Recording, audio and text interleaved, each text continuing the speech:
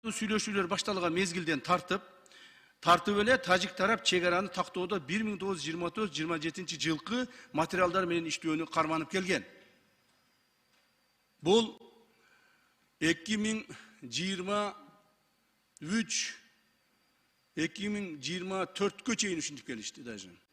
2024-тө акыры болбогондо мен анда булар өзүнүн биздин Кыргызстанга өзүнүн жанагы не деп коет, жер претензиясын көрсөтө бергенден мен ошондо выступать эткенмин, билсеңиздер керек. Мына коомчулугубуз дагы билет, ушуну мен айтып коюшум керек, баса белгилеп. Себеби ошондо мени көп урушкан, туура эмес кылдың деп. Ошондо мен айттым эле, эгерде силер ушинтип биздин мамлекетибизге, жерибизге претензия кыла бере турган болсоңор, анда биз да претензия кылабыз. Анда биз дагы жанагы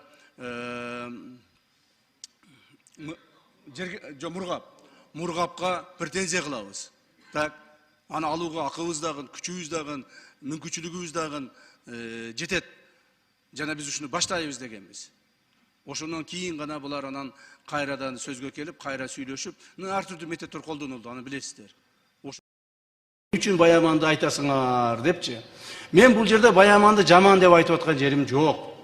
Так, Баяман бир жаман адам деп же башка дегеним жок. Бул жерде мен фактыны гана айтып атамын. 1991 жылы баягы бизде билесиздер, приватизация болуп кетпедиби, ар түрдүү ишканалар. Ошондо приватизация болгон маалда жеке адамдарга сатыла баштаган, туурабы? Ошондо муну Пролетарс деген шаарда биздин 12,5 гектар жер кыргыз селхоз химиянын жери бар экен. Бар экен ошо маалда. Муну анан биздикилер эми уже кыргыз селхоз химия бияка качты да Кыргызстанга, туурабы?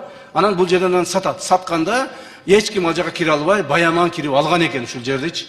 Баяман кирип алып, сатып алган экен ошо маалда. Андан кийин бирок Баяман дагы эми ал жерде бул перспективасы жок, бул жерден тажиктердин ортосунда турса, аны Кыргызстанга байланышы жок болсо деп туруп ал дагы сатып өтүп кетип калат. То есть бул жерде мыйзамсыз эч нерсе жок. Мен ачыгын айтып коеюн. Мыйзамсыз эч нерсе жок. Бирок ошол жигиттин биздин досубуздун аты аталып атат. Мына сатып кетти ал. Кеткенден кийин тажиктер айтат, бул жер эми биздики дейт.